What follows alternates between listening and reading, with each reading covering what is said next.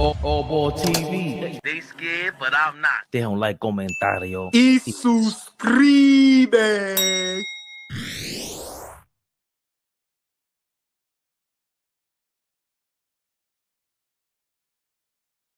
Yeah. Let me know if my levels is good. My levels is good.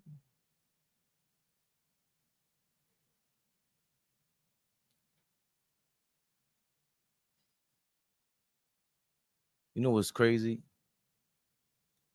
I told these guys to jump in at 8 o'clock. And Flea just text me. No link? Question mark. It just happened in real time. Oh, let me put my phone on Do Not Disturb because some people like to disturb. The bird, the bird's the word. Oh, are you calling me Mark Anthony?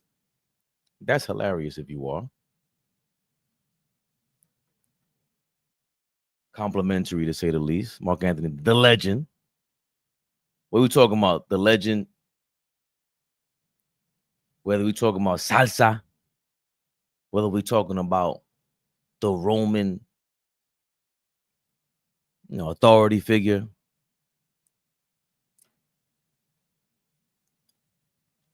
He is legendary, even though he was following up on Julius Caesar's Twitter twang. If you know, you know. That's right, Mary J-Lo. The crew is coming, King Speech. They're on the way. Trillium. That's right. The Alejandro Rodolfo Heriberto James effect. James effect. Excuse me. Excusame. My brother's on the show on YouTube. Don't get it twisted. Turbo. Anytime you see that name in the building, y'all show respect. The historian, the basketball knowledge. You guys ain't even catch up with. How about that? Yeah. He'll mic check your ass. Yeah, YouTube said we could curse in the first 7 seconds.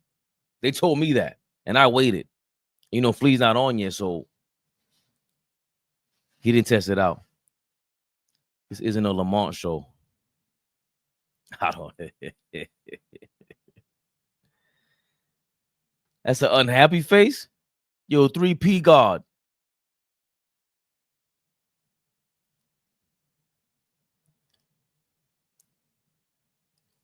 What you want that smooth talking Southerner on here? That guy's gonna wrap circles around you. Look, guess who just popped up in the building? Spoke him right up. Elmont. Lamonte. Everybody got a Dominican name today. F that. El Rey. El Rey de hablando. De bochinchando. Mr. Monologue. You know how hard it is to do what Lamont does? I can't do that shit. I can try. It's a real belief in yourself. Like you rant and then you have to check yourself while you're ranting. He has real concise monologues. I don't know if I'm capable of doing that. And he goes on for hours. He should be a millionaire, man. If he's not already. Don't let him lie to you. He's up there just chilling, rapping words. You got money in your pocket, Lamont. You sitting on too many stacks. Let me get $1. Come on, man. You know who I be.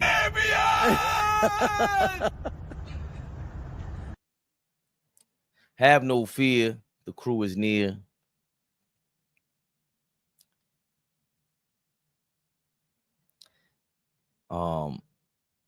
Do you think Grant Hill was better than Scottie Pippen?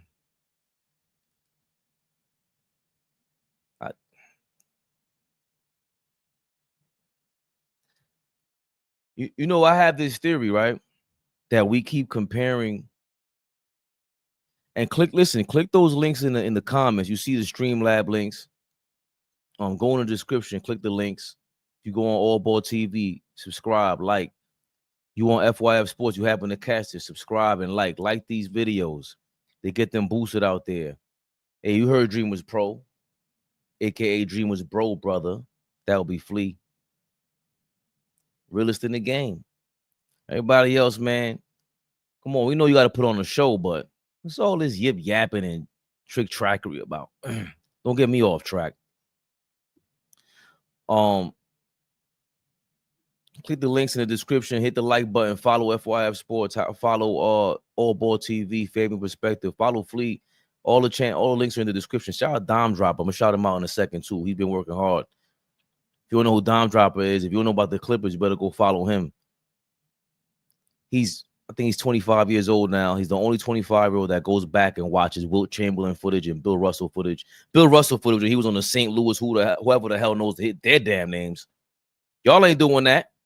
So Turbo, aka Marcel Smith, he's asking, do I think Grant Hill was better than Scottie Pippen? And I think we're confusing when we have these all-time debates. We are confusing careers versus the individual player, skill set, and talent. And it's so much easier to break down, I think, someone's career, Flea. Turbo just asked, do I think Grant Hill was better than Pippen? I don't think you can even compare Grant Hill to Scottie Pippen's career. That's not even an argument. You can't argue that. Pippen progressively got better. But when you talk about individual talent, Pippen did not, in my opinion, impact the game like Grant Hill. Not from the moment he stepped onto an NBA court. That guy was just a supernova.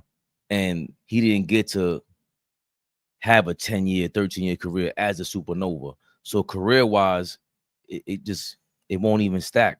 But individual talent-wise, even that didn't get to, blossom. But if it did, I don't see Grant Hill's a different level of player. He would have taken the mantle from Scottie Pippen as the point forward. Next level. Here we go. Big time. Point forward. You ever see something like this? Ha ha. Cross you up my rookie season, second year in the league. What you want to do? Big G Hill. What's up, Larry Brown? How you doing? Say Larry Brown. I said, what's up, Bobby Brown? How you doing?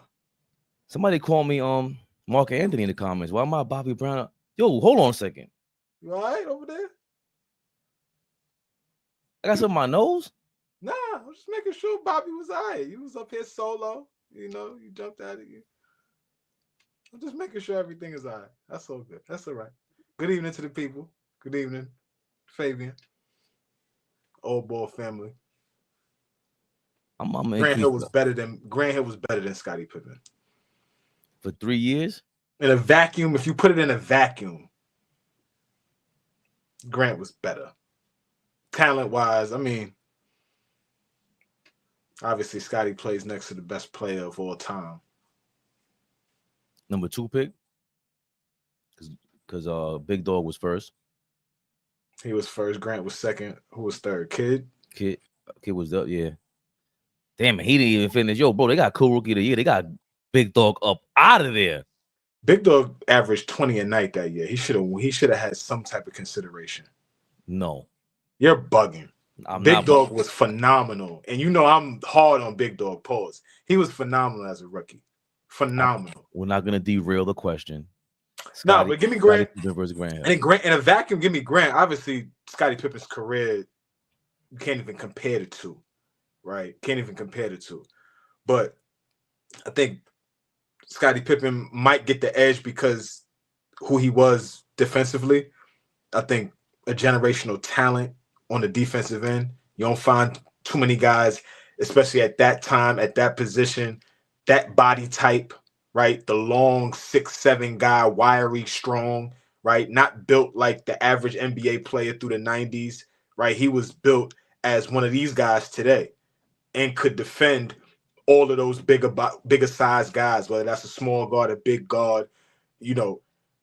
I could guard Karl Malone in the post. That was a tall task at those times. You could ask Scottie Pippen to do that. So I understand why people are gonna roll with Scott Pippen, but I think when we just talk about talent and just pound for pound, what it is about the game of basketball, what it is put it in the basket, put the ball in the fucking bucket.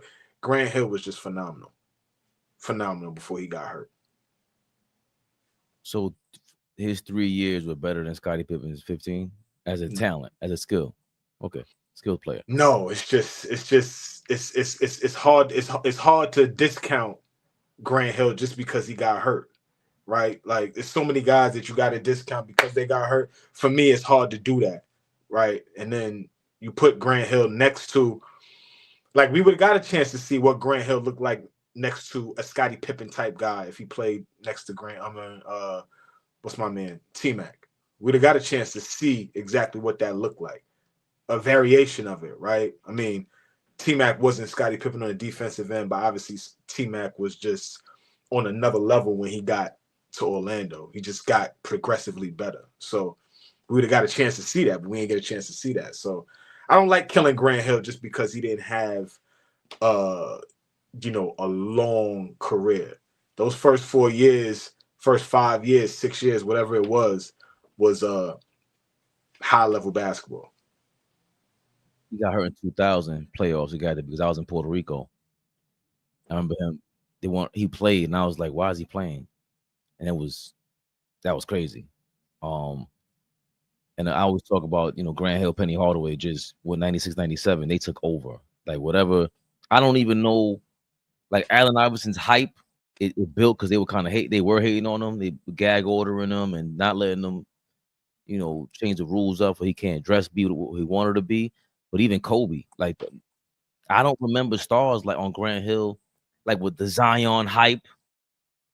Yeah, that's Grant Penny. Grant coming out of Duke was something special because you got to remember, like, I wouldn't say overshadowing, but Christian Laettner and Bobby Hurley at one point were bigger names than Grant Hill at Duke, right? And there's some older cats in the comments, and y'all know me.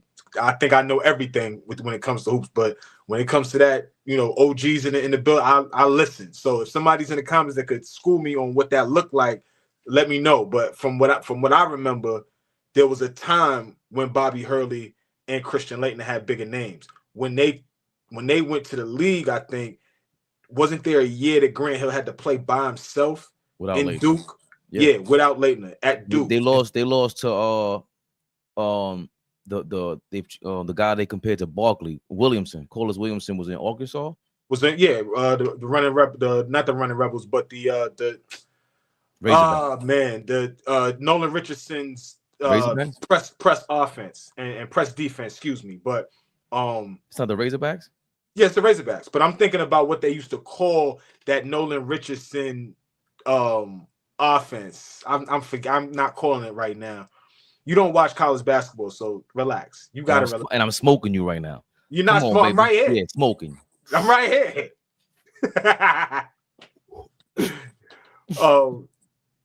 Good shit. Yeah. Nah, they won the national championship. I didn't even know that. Arkansas? That Arkansas team with Collis Williamson. Yeah. They lost at the last couple seconds, if I'm not mistaken. Grant Hill had a good book. I still think he's kind of a sucker. I don't know. Something about him, suckerish. He's a businessman. That's not the word you want to use. You want to use a different word, but that's all right. You call him a sucker. It's all right. What am I going to call him? A goofy? Hold on. Can we say that? All right. Check. I'm putting it out there. Go ahead. No, you intro because this is. I want to hear Flea eloquently put this out there into the ether All right, chat. Talk to me. Let me know something. As we continue to build this channel, right, and we find our niche and we find our lane, right, we like to add a little sauce every now and then. Sauce. Remember, I said sauce because it's gonna last, long lasting, right? It ain't gonna be done as soon as we turn 2 days, turn around, the juice is out the sauce. So we wanted to add a little sauce, right? And we ain't gotta be like, you know, the funny face nigga, right? We ain't gotta be like him.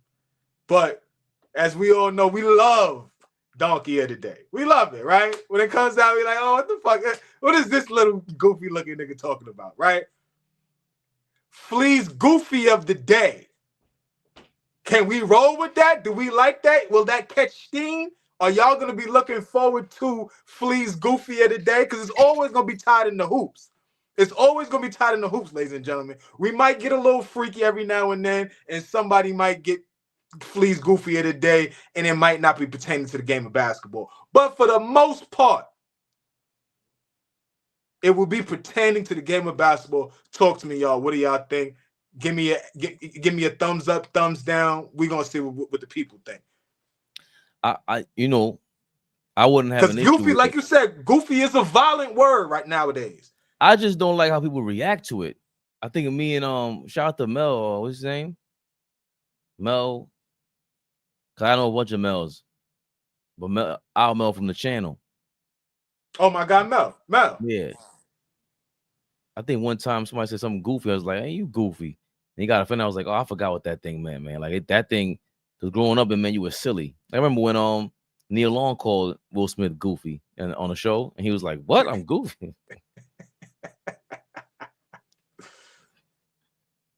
And even that was kind of insulting, but he was goofy. Like that was goofy. So maybe too silly. Right. Listen, I just want Flea to be okay, y'all. Flea is out of his mind. He's in how you say that? A carry state. I'm in a good mood, y'all. Got a good groove. I'm not in the carry state. You saw what happened on Park Ave. God bless them people. Oh, he's trying to have us looking like Park Ave out here. My joint works. Oh, got juice. Oh dear Lord. Oh man, niggas gave me the juice. Now it's over. It's over. Please, goofy today. Are we gonna start with a goofy today? I don't know. I don't know if I got one dialed up. Might give it to Kendrick Perkins for not putting Chris Paul in his top 10, but I don't know. We'll see. We got to get a graphic too, y'all. Somebody hook me up with a graphic. RP, where are you? Where are you, RP? I think we ran RP out of here the other day. He seemed a little offended. He's mad because I said he'll be all right. East Blue Drew, be safe out there, man. East Blue Drew. Is wild. They wilding on Park Avenue. They wilding on corporate right now. Yeah, these guys out there, cool. you know. Yeah, niggas be cool. No funny shit. Y'all be cool out there. Summertime, people losing their minds and they doing a lot of wild shit. So y'all be cool for real. Let me tell you something. All these people talking about New York City. There have been arguments I have. People telling me New York is wild. This is the wildest I've ever seen. Like, you're not from New York. Don't tell me you're from New York and this is the craziest thing we've been through. No, never. Go look at the murder rate, the rate, the unaliving rate of New York from 30 years ago, 35 years ago. And then look at it now. It's 10 times less. No exaggeration. That's not like, I don't want to shout out Giuliani, but hey, East Blue Drew, don't be mentioning people's names on here, man. I don't want nothing to do with them people. Get them out of here, please. But they are. A lot of those guys in the streets, East Blue. Giuliani gets a lot of credit for cleaning up New York City. And I don't even know if that was a real cleanup. Like, it was definitely a cleanup. It was still lit. When I think back and I watch, you know, I'm a documentary guy. When I watch the docs and I think back, I'm like, I mean, he got organized crime out of here. He got the mafia out of here. Yeah, he did that.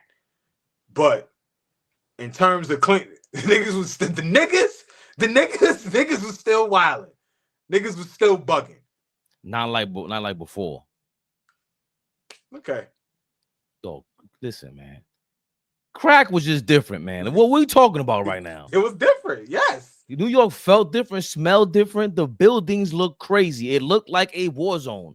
This is nothing like when we were growing up. No, people are trying to compare that to now. No. Yes, because it's not even comparable. Right. Like you can't listen. God bless them, the people, the police officer that went down, him and his family. You know, that's unfortunate. But, you know, as human beings, we are ridiculous. That's the problem. We have too many people that need some help. Badly. That guy has CTE, apparently, if he did. But I'm not getting too serious. It's not going to happen. Because I got to laugh. Not laugh. People out here trying to take your girl, yo. What happened with this, Flea? What's this about? Chinchilla Gorilla.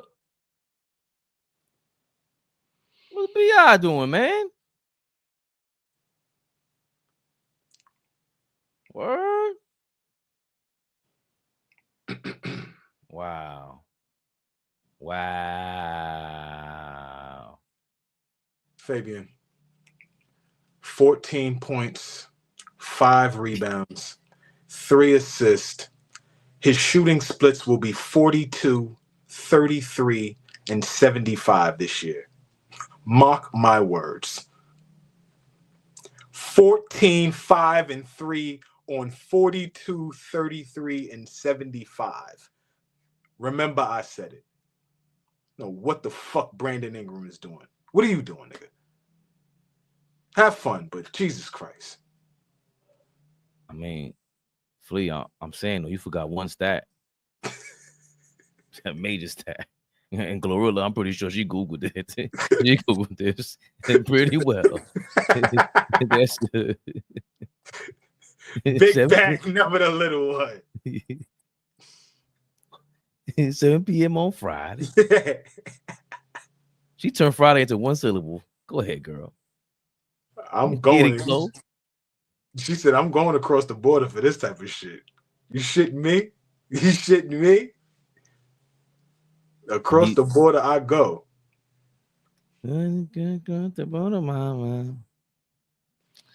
14, 5, and 3. BI stats for the year. By the way, Fish he's throwing the oh, I almost said Fish is throwing the fish pole at you. I'm sorry, I just got a bunch of harmony around. 40 minutes of hell. That's what yeah. There you go. There you go. And shout out to you, Swan William. I ain't ignore you, man. There you go. That's one of the illest nicknames I heard in my life. Nah, man. Them niggas was on your body. On your body. That sounds like a wrestling match. On your body. Jesus Christ. Talk about pressing for 40 minutes. Different. Turning you over. Making you play frenetic, sped up. Imagine playing sped up the whole, never actually playing at your own pace. Whether that's pushing the basketball or getting into something, you just always sped. You always trying to figure out how to get the ball across half court. Yeah, that's different. Oh, speaking of sped up, living that fast life. I mean, we gotta chill out, man. What are we doing out here in these streets? I thought we were gonna nominate this guy for, Goofy of the Day. Former New York Knickerbocker, Marcus Morris, allegedly stole more than $250,000 from a Las Vegas casinos, plural. Oh, my man was going bananas. According to court documents we obtained, the NBA player allegedly got $115,000 from the MGM Grand Hotel and Casino via bad checks in May 2024 and never paid it back. When the checks bounced, officials state around a month later, in June 2024, he performed a similar scam at the Wynn Las Vegas Hotel and Casino, netting $150,000 through checks he knew wouldn't cash. Why are you taking this picture, Marcus? Marcus. Don't say it like that. Marcus is, but listen, what you gonna say like this? Don't say it like her. It's only Friday. Marcus. Nah. What Earth is that? Is Earth still alive? I believe so. Is she? We would be some assholes if we didn't know if Eartha Kitt was still alive. I mean, it's not an asshole, but somebody's gonna tell us. No, she passed away in 2008. Damn. That's nasty. That's what I'm saying. That's what I mean, assholes. That's a long time to not know if she's here now. Rest in peace. That was disgusting. I'm sorry. Catwoman. A lot of roles she had, even though I like Miss Kitka in that Batman, but it's neither here nor there. You know what I'm saying? 7 p.m. on Friday. What's the first sequel that comes to mind that was better than the original? You mean like a movie? Mm-hmm. Godfather. Batman. Godfather 2 is Rises. better. Godfather 2 is better than the first one. Yeah, and I love part 1. Like I love part 1. I think part 1 is like Part one is ill. Ill. Yeah, but part 2. Let me tell you something, man. My man, go ahead. I heard you say my man. When you say my man, nah, my man. I was going with another movie, but my man said Rocky 4 is better than Rocky 1. he's wilding. Okay. But part 4 is ill. Part 4 is ill. But I don't. That's why I said I don't know if it's better than 1.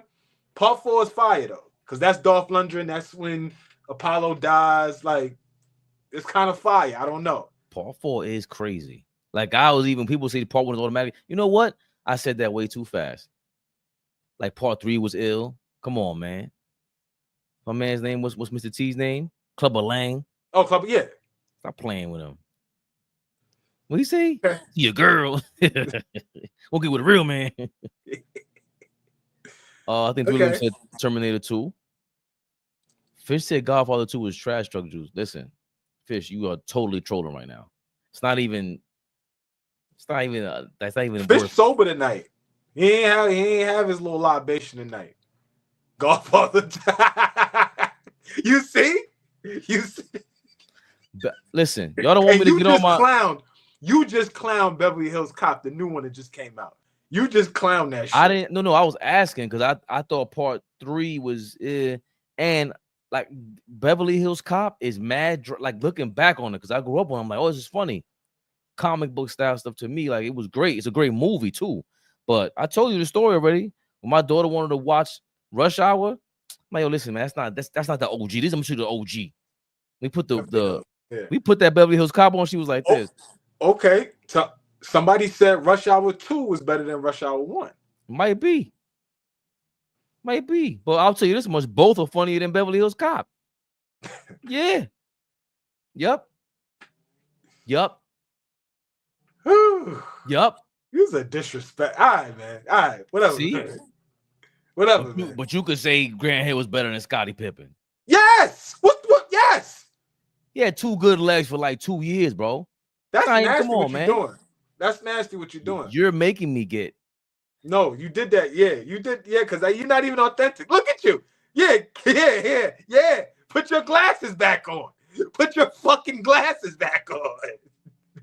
Yeah. You making me get nasty is crazy.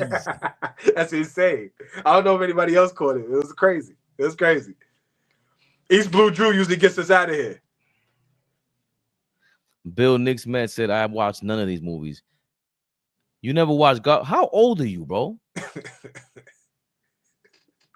Listen, if you word to mother, you got to start asking some of these folks that, yo, how old are you? Yeah, before we go in on you, because if you're 15, you shouldn't be watching these movies. I do not recommend to watch these movies. I ain't trying to get kicked off. 27. I like it. We got a young boy in the building. I love it. Bills, Knicks, Mets. Don't make me curse you out. He's right on track. I love his avatar. He got the Liberty in there. The only team on that screen that's won a championship in recent memory. In over a decade in New York. Right. I like what he's doing. Shout out Bills, Knicks, Mets. Whatever your name is. Sabrina, what's the other girl that was she going crazy in the All-Star game? Who? Sabrina Ionescu on that Liberty team? The black chick, the dark skin chick, brown skin chick.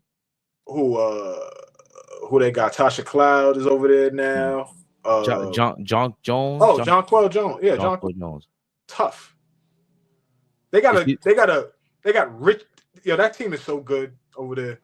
Did she get better? Is she better? Is she the best player on the team? Jonquel? Yeah.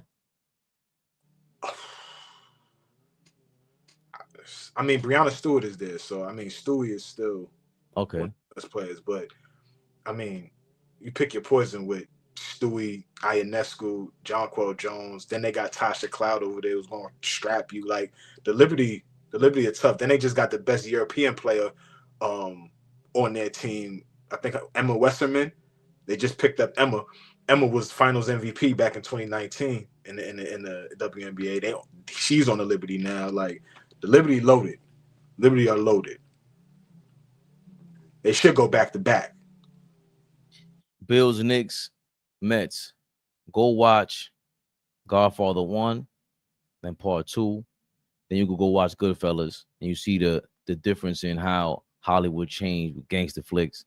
Then you go watch Beverly Hills Cop 1 and 2, and you come back and watch Rush Hour 1 and 2. And you tell me which movies is better. Some people like Goodfellas better than The Godfather because of the way the transition moves. It's more of a faster pace, but ain't nothing fucking with Godfather 2. Let me ask you then, Fabian. We'll move on right after this. This is not a traditional part 1, part 2. What's better, The Fugitive or U.S. Marshals? I ain't seen. OG, hold on. Let me ask OG first. Then. Let you think about that. OG, what's better, The Fugitive or U.S. Marshals?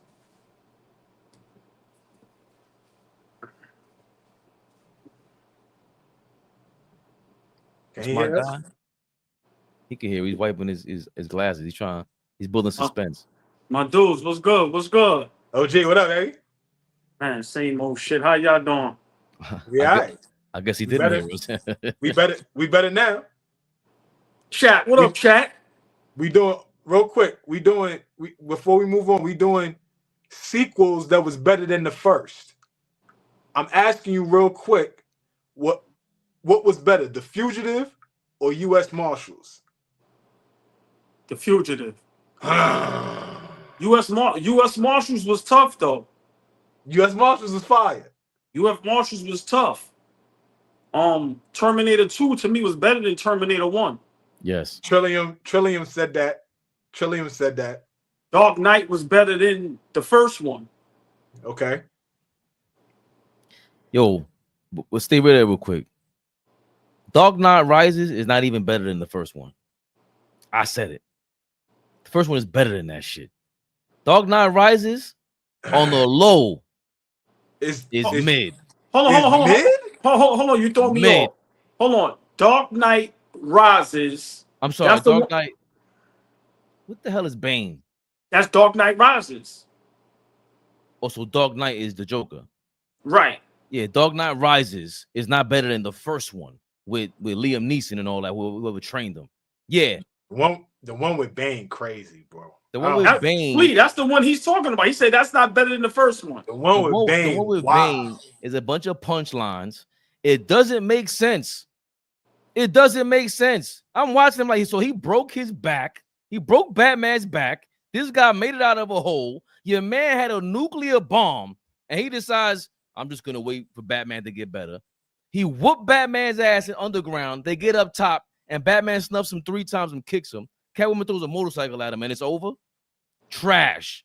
That shit. I watched it again. I'm like, it's theatric, cinematic, all that. It's cool. It pulls you in. When you watch the storyline, that shit ain't touching. Dark Knight, it's not even. That's not close. The one with Joker was fire, but I like the action, the cinematography of the one with Bane was wild.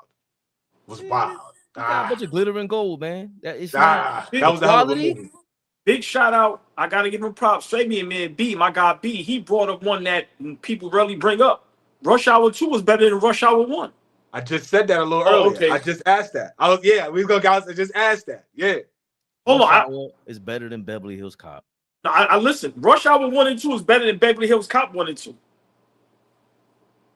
Yo, sometimes when we are AllBall and that's hold on. That's some diabolical shit when we agree. Hold on. I love Beverly Hills Cop, so I don't know. Hold on. When was the last time you watched Rush Hour, please? I'm sorry. I will say something so crazy.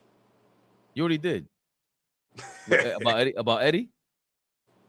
Yeah, you kind of did that already. You can remind me. You said that. You said that already. We're not going there. All right. We're not going there again. I mean, we got a bigger platform now. I'm just saying. We're not doing that. We're not doing. I'm not gonna let you do that. No. Eddie Murphy, hold on. Eddie Murphy is not regular weed. Coming to America is bananas. It's not regular weed, man. I'm sorry. For one, I'm not talking about some of the classic movies. Because once again, those movies are classic. But when we talking about some of the you could replace Martin in life. You can't replace Eddie. You can't replace Martin in life. Nah. I want to see. Hold on. I want to see if I can get my niggas. Yeah, I want to see if I can get my niggas. Listen, hold on. Martin, you can't replace either one. Like Martin's movie, like Eddie might have better movies than Martin, but I laughed way more at Martin movies. For me, Martin movies than Eddie movies. Because I never like the clumps. In fact, what they call them? The big dudes. Professor? I ain't laughing at that shit like that. Yeah, I wasn't a fan of that series. I mean, of that, those movies. Nah. Maybe the first one. The first one might be the funniest, but after that, it's like But you know what? I might have to retract because when you start really thinking, when you go Harlem Nights and Coming to America, Trading Places, to me it's like when you got 3 to 5 like classics, because a lot of people ain't got that. Niggas got a big body of work, but to have 5 like classics, it's not many with 5 classic, right? 48 hours. Niggas know what I'm doing right now. You don't break regular weed up like this. You got it. Yeah. So that motherfucker in the grinder, man. Ooh, so hold on. That's quality. Hold on. The mind is going. We can do this. We can do this maybe another show. Yeah. The actors with 5 classic movies, not the shits we love. I'm talking about classics. Undeniable. With 5. Eddie got 5. Let me ask you a question though. Martin doesn't. Let's move. Yeah, I don't know if Martin does, but we could move on because we could stay on this the whole show. But for real, does Denzel got 5? Yeah. Yes. Easily off the top. Just Malcolm X. Top. Mo Better Blues might be there. Okay. All right. Glory's kind of, and we go the shit with what's the white dude name that was in the Outer Space show? He got 5. Ricochet, I like. Right. Listen, he got Game, Booker, Eli. He got a lot of.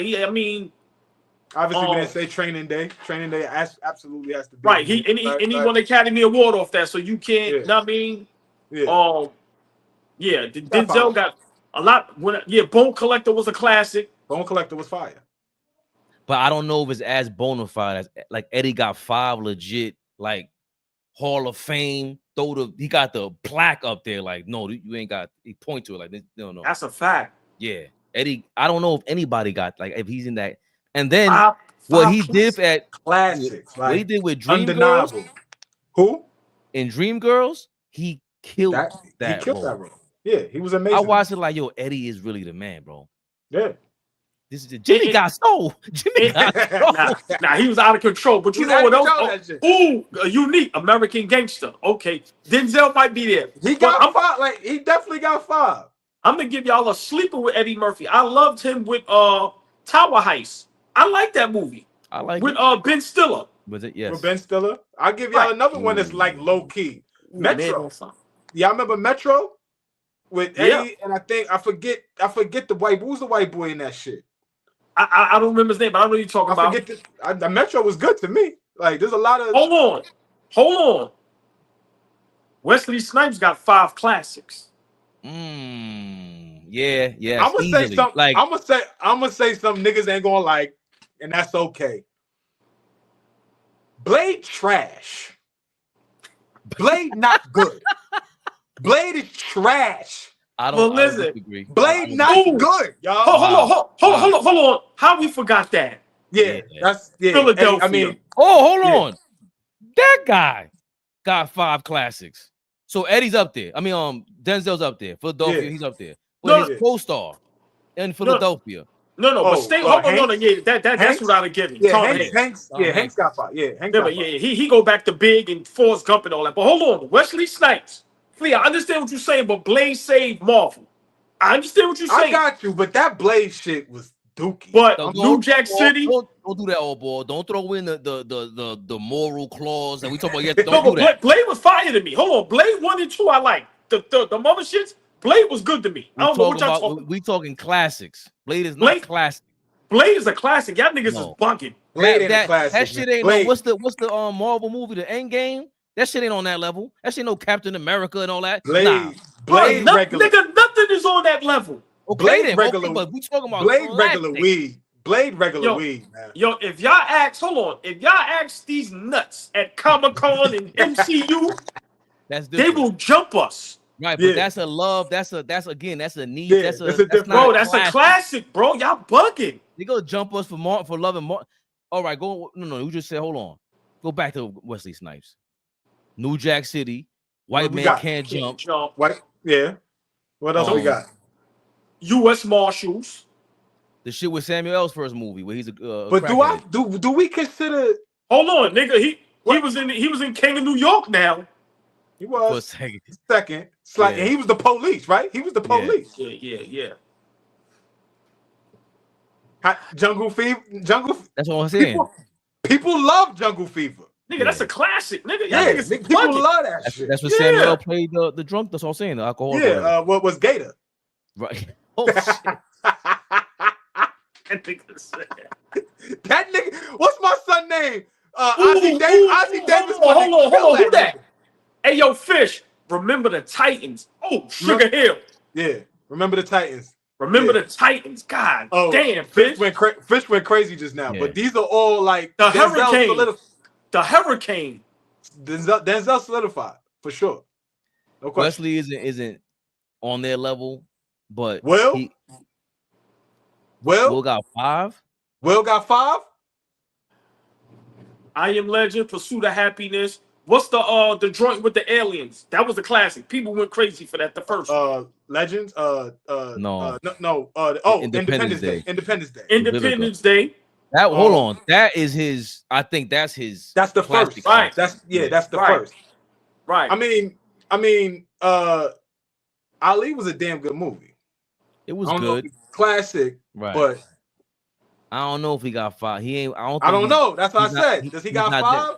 He ain't Denzel Eddie level, bro. Like he's the biggest superstar ever. But Well, hold You on. ask, you ask a certain. Bad Boys. yeah, especially 1 and 2. Especially You 1. ask a certain audience. People love Hitch.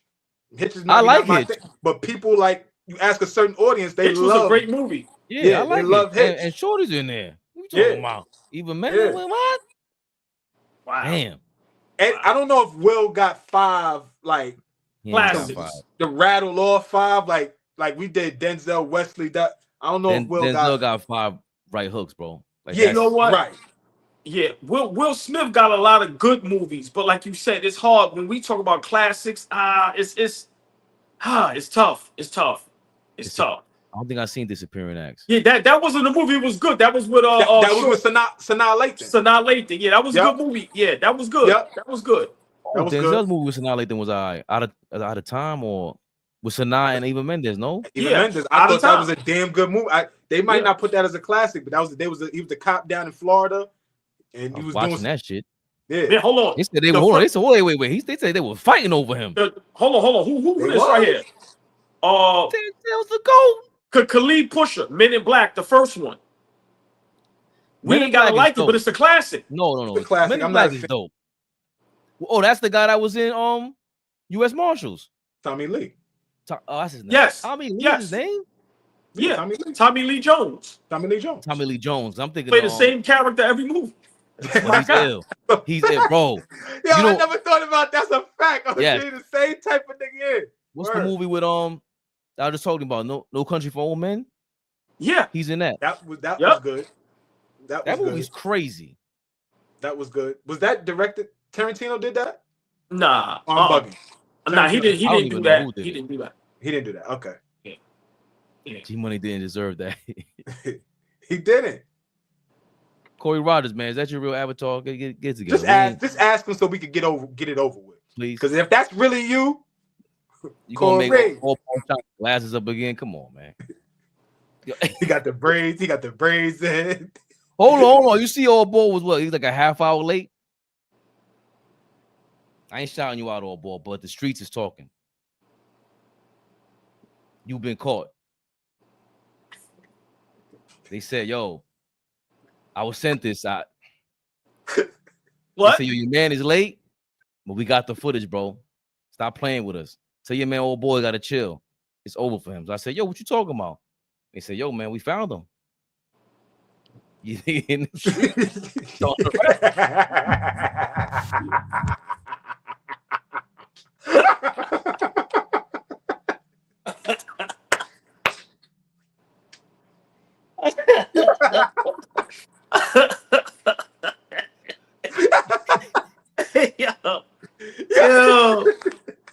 why I'm not going to the gym. I refuse to look like that. Listen. I'm listen, man. We need to write a petition, man. 40. If y'all niggas stood next to each other, oh my god. Hold on. Y'all want to laugh? No. I'll give you one worse than that. Y'all want to laugh? I'm watching the 50 Cent movie today. You know, I love making fun of myself. What was the 50 Cent? Get Rich or Die Trying. Get Rich or Die Trying, yeah. I said, yo, if a nigga called me, what was the rapper that played Ja Rule? Dangerous. Mm-hmm. You gotta look. He got the little braids and everything. I said, nah, nigga out here calling me dangerous is crazy. Yeah. Well, he said, we took the food out your stomach. And how you gonna eat? Yeah. And then he started shooting the booth up. And he's like, oh. Why do I know this? That movie was low-key bad too. Sorry. That shit was terrible. That movie was low-key bad too. I went to the movies to see that shit. That shit was... Yo, Fleet, I love 50. You know how certain shit you watch after the fact and you like, yo, this shit was bad. It was just bad. Not good, OG. It wasn't good. That shit was not good. Hey, Abby Kovacs feels that Will Smith was better in Bad Boys than Ali, to be honest. Hey, you know, Abby, you convinced me pretty well. That was pretty persuasive speech that you provided here on AllBall TV. Not gonna lie. Big shout out to Abby. Listen, the Avatar. The Avatar is beautiful. What we said, simple and plain. Simple and plain. Abby, not for nothing, but is that you yourself in the Avatar? Did you actually take a selfie? Simple and plain. Just curious. Look at him. He's out here. Look. But I ain't gonna lie. I think I thought he was gonna get out of here. Listen, I'd be shook. Oh my god, man. OG, what we got? What we got? What we got, Fabian? What we got? First of all, that ain't. I thought you guys called me out by telling me to do my damn job nowadays, man. I mean, do your fucking job. I was trying to be nice to you today. You know, you let OG tell you, he gonna tell you, do your job, nigga. All right, I'll do it. I'm just saying, you gotta know when to know when to hold them. Know when to fold them. Hey, shout out to our guy Dime Dropper, man. You know CP3 Chris Paul, he's back in LA with the LA Clippers. Dime Dropper. He's out there hustling and bustling. He's showing, you know what I mean? Showing up to the CP3. CP3 getting all emotional out there. Dime showing us what it is, talking to the fans about CP3 coming back and all that. If you want to see the rest of that, go to his channel, Dime Dropper. Huh? All that Clipper coverage. Get to that. Huh? But of course, Dime, he got sabotaged by the one and only Kendrick Perkins. Look why they got this picture of Kendrick. He looks like he ate Chris Paul. You said look like he ate Chris Paul?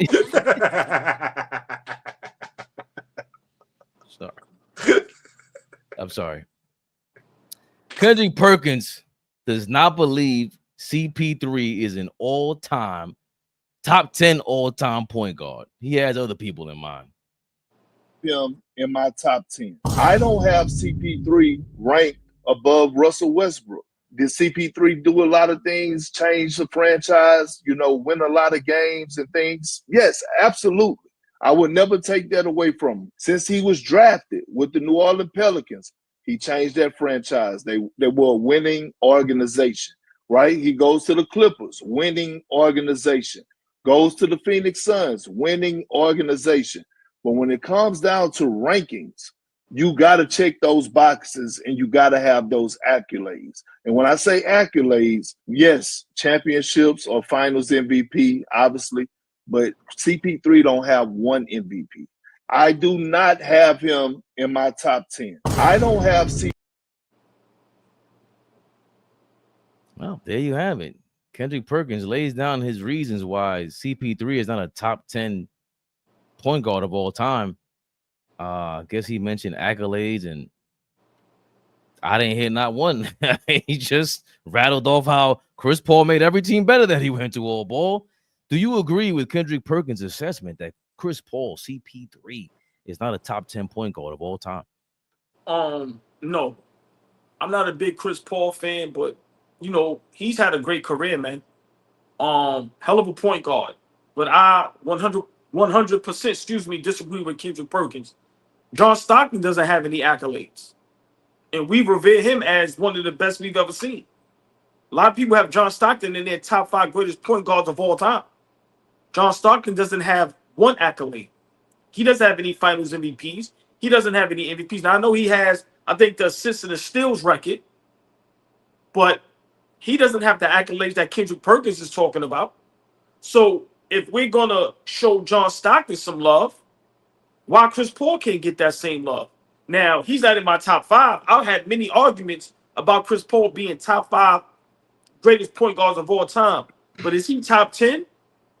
It can be an argument in a conversation. But to just flat out say that he's not because of the reason Kendrick Perkins gave, I 100% disagree. Chris Paul is one of the greatest point guards we've ever seen with the basketball. Pure point guards. Today's game, guys like Steph Curry, we know guys like Allen Iverson, those weren't really point guards. But if we're talking pure point guard, he's up there with the greats. Now, of course, Magic is in a class of his own. You know, you got guys like Isaiah, J. Kidd, but you're not going to tell me because Chris Paul didn't win an MVP, he's not as good as Steve Nash at the point guard position. So for me, everywhere he goes, he makes the teams better. Like I said, people may not like him for whatever reason. That's their business. But Chris Paul, everywhere he went, the teams were way better. Clippers, he had them relevant for how long? Even though they couldn't get over the hump. We know who the reason for that was. Doc bum-ass Rivers.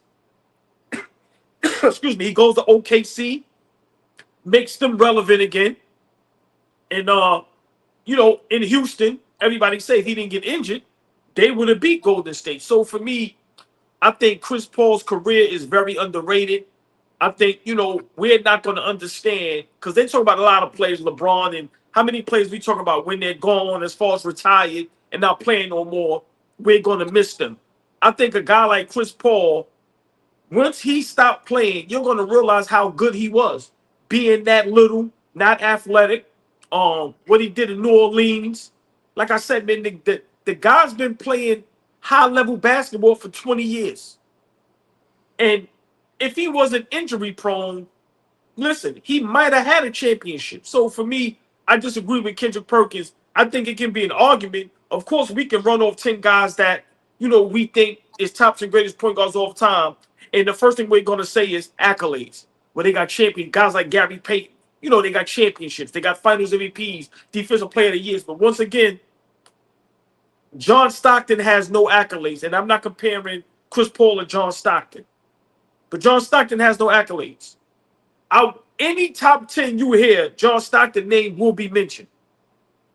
John Stockton, Charles Barkley, and Karl Malone, when you have these conversations, those guys are in there. Now, of course, Barkley and Malone has MVPs. But I'm just saying, don't say because he ain't got no rings. I think Chris Paul arguably is a top 10 greatest point guard of all time. Like I said, I think that list, it could be a little dicey, but Kendrick Perkins is wrong. A lot of these conversations from these guys that I let Fleet cook, it's starting to seem a little personal. Because the way Kendrick Perkins said it, it's almost like, yo, bro, remember, you know, DeMarcus Cousins can't stand Chris Paul. So you know with him, it comes off as just vicious hate. But Kendrick Perkins, the way it came off, same thing with the Roy Jones and the Floyd thing. Your opinion is your opinion, but some of these guys is coming off a little hate. I fucks with Kendrick Perkins, but I disagree, Fabian.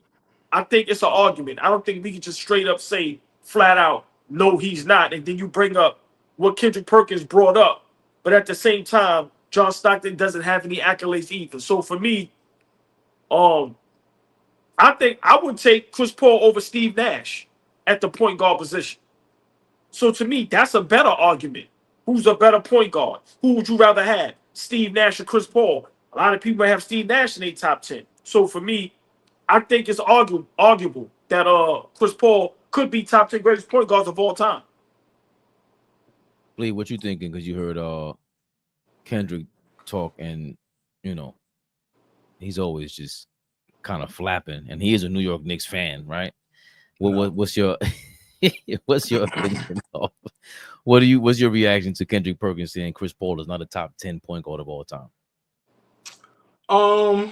Opinion based, I guess, because I mean, when you start like looking at it from a factual perspective, Chris Paul like has a great argument in being one of the top 10 guys you name when you start talking about point guards. Now, when we start like talking about 1 through 5, that's an elite class, because that 1 through 5, some of those guys have MVPs. Some of those guys have multiple MVPs. So when you have a Magic, when you have a Steph, right? Though that's a different class, right? You get up there, Isaiah. I have to put Steve Nash in there because he was the best player, not the best point guard, the best player in the league for back-to-back years. Argue with whoever you want to argue about if he was or wasn't. The fact remains he has back-to-back MVPs from the point guard position. So there's a certain class, right, that some of those guys are in. But then, you know, like the John Stockton, I even put Stockton up there, and I think him and Chris Paul, like you said, OG, kind of fall in that same class of the longevity, right, and doing what point guard's supposed to do at an extremely high level. We're talking about Chris Paul led the league in assists 5 times. We're talking about Chris Paul led the league in steals, and this is not a guy that plays passing lanes. This is a guy that actually sat down in the chair. We're talking about a all NBA defender, right? We're talking about a first team all NBA guy. I was just taking a peek. Now, let me real fast. We're talking about a 12-time All-Star, 11-time All-NBA guy, a 5-time steal champion, a 5-time assist champion, a 6-time steal champion. We're talking about a top 75 player, a rookie of the year, a 9-time all defender, and he snuck in an All-Star MVP. So I don't know if that's a top 10 resume, right? Because everybody's talking about, well, accolades, but goddamn it, he's knocking on the door if he ain't top 10. I don't know what else besides championships and MVPs is going to keep him out of that conversation if we just heard what I just railed off. Now, aside from that, there's plenty of times where he's been top 5 to 7 in MVP voting. So it's not like he hasn't been in the mix or in the conversation. There was a time where he was a top 3 candidate in during his career. So I'm not a huge Chris Paul guy per se, but I will say, like, you have to respect him from the pure point guard position. This position has evolved, right? It's evolved into a position where you have to be a bona fide scorer, where you have to be a playmaker, where you have to be one of those guys that can score at volumes. He was never that guy. Chris Paul averaged over 20 a night twice in his career. So he is the guy that is really, you know, keeping what that prototypical point guard looks like. So I don't want to discount him because he came up and started thriving and flourishing during an era where the golden era of point guards. We're talking about the Russell Westbrooks and the John Walls and the Deron Williams and all. The list goes on of tons of point guards that were super hybrid, super quick, and could put it in the hoop. Chris Paul wasn't that scorer, but goddamn it, every team he played on was a winner. Deep playoff runs, right? You respected them. You had the game plan for them, right? He always had his teams prepared. So, you know, I just think because he's not a champion, shouldn't keep him out of that top 10 conversation. Did Monty Williams coach him on the Hornets when he went almost beat the Spurs 7 games? Yes. That Chris Paul, that's damn near up there with any point guard I've ever seen. That's number 1. So at his peak, at his best, I've seen him bust Steve Nash's ass. Even though Steve Nash gave him 35 or whatever, it was the same game in Phoenix. That was crazy. I think it was his rookie year, and it was amazing. Him and Deron Williams had a nice rivalry before Deron got hurt. Shout out to Nate Archibald. Why you say his name like that? Like you ain't no Walt Clyde Frazier. A lot of guys. Earl the Pearl. I think World B. Free played the point a lot, but World B. John Lucas didn't get to really play out his career.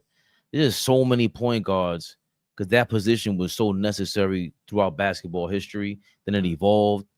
But if we're just going with what Kendrick Perkins' thing is with the accolades thing, which is once again why I start hating on it, Steve Nash, Steph, Magic, and Isaiah are the only ones to win a Finals MVP and an MVP. And Steve Nash didn't win a Finals MVP. He never been to the Finals. I don't know if Jerry West is really a point guard. He's kind of like a hybrid.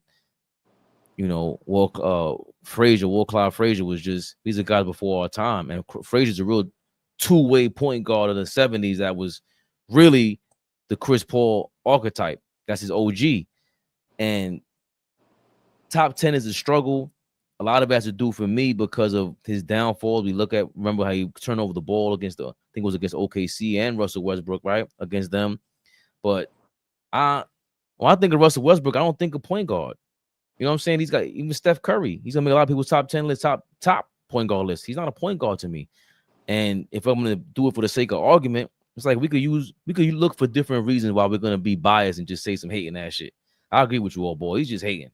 I don't understand why you coming on like Chris Paul is someone very sneaky in the Jason Kidd category, maybe even more sneakier, maybe not well liked. People do not like Chris Paul, and you might not hear a lot of basketball players trying to defend him on this because of that. But I just don't understand what the hell Kendrick Perkins is talking about. Hey, Jason Kidd never got a Finals MVP. You're not telling me Jason Kidd's on the top 5 point guard of all time. You're not telling me that. It's just Stockton has early moments in his career where he didn't show up. I think against Seattle, maybe against young Kevin Johnson. Kevin Johnson's not talked about enough. Kevin Johnson was super nice. He floundered against Chicago in the championship. I think he kind of choked. When I watch it, I'm like, this ain't the same Kevin Johnson I seen against the Rockets. Just me. But he's still one of the best point guards we ever seen. He ain't got no Finals MVP.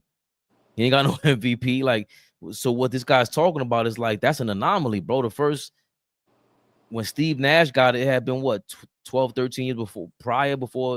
Hold on, did Isaiah didn't win the MVP? He got a Finals MVP. He got a final, no MVP. Yeah. So I don't know what he's talking about. So before Steve Nash, it was Magic with the MVP. What is he talking about? So there was no great point guards between Magic and Steve Nash? What is he talking about? It's just like, this is more proof of why Flea kind of hates to hear this shit. He kind of hates to see these ball players make it to a big level. You get a microphone in front of you and make no fucking sense. Why do we make more sense than you do? We did not have to play in the NBA. We did not need your credentials. We didn't have to watch every single game. We just give dudes their props. That's it. Chris Paul on a top 10 dude, and that was your reasons why? That shit was trash, old boy. I got no more to say about that. He should be banned from the Knicks bandwagon too. This is getting ridiculous. I mean, y'all both make great points. But Kendrick Perk, his list, because now if we're going off of accolades, Tiny Nate Ultra Ball is he has to be in that conversation. He's done something that hasn't been done yet since he's done it.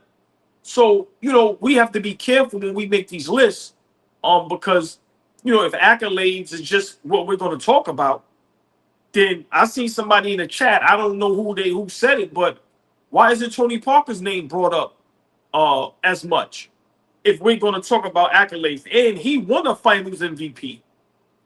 So, you know, for me, that conversation, Flea, go ahead, cook on that. I listen, go ahead. The floor is yours. Go ahead. No, because you know I'm laughing. No, I'm laughing, OG, because I saw a graphic that somebody put together, and I thought that shit was like spot on. This whole conversation, right? The Gilly and Cam Newton, Jalen Hurts, all that shit, right?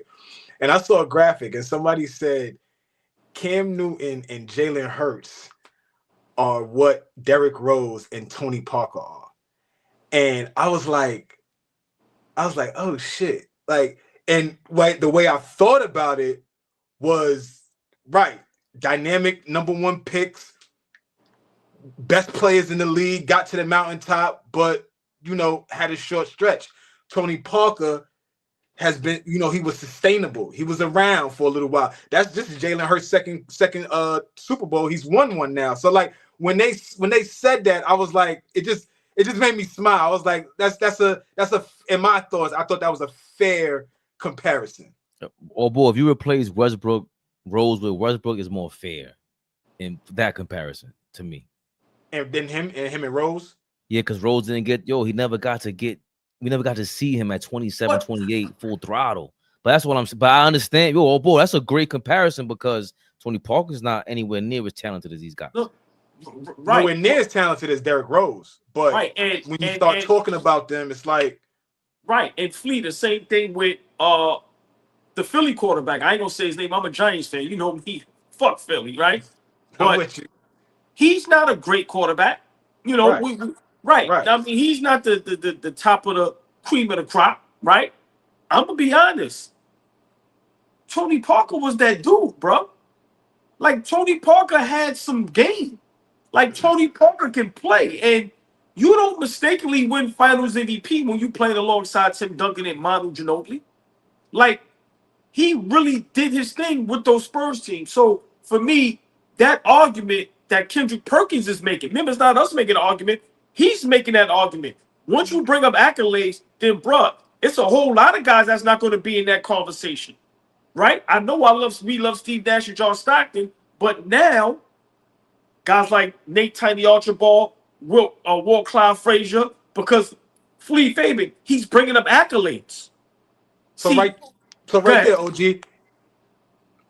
One season, Finals MVP, they win a championship. Where does Chauncey Billups fall in he's a Hall of Famer. Chauncey's a Hall of Fame point guard. He is? I believe so. Am I wrong about that? Yeah. He made the Hall of Fame. I think so. I believe Chauncey's a Hall of Famer. Where does, if we talking accolades, right? This term accolades. Great point. That's accolades. Okay. Talking accolades. That Detroit team was a Eastern Conference Finals team every year for like 6 straight years. Back-to-back finals appearances. They win one, right? The first one, they beat a juggernaut, right? Like he's Finals MVP of that series. Is Tony Parker ahead in this list? I mean, is Chauncey Billups ahead in this list above Chris Paul because of that alone? I don't know if I put him. I don't know if I do that. I don't even think that's fair. Great point. I think Tony Parker and Chauncey Billups, the way you especially compare them to Rose and Westbrook, Rose never had the opportunity that those guys had. That's how I look at Derrick Rose. He never had the opportunity that they all had.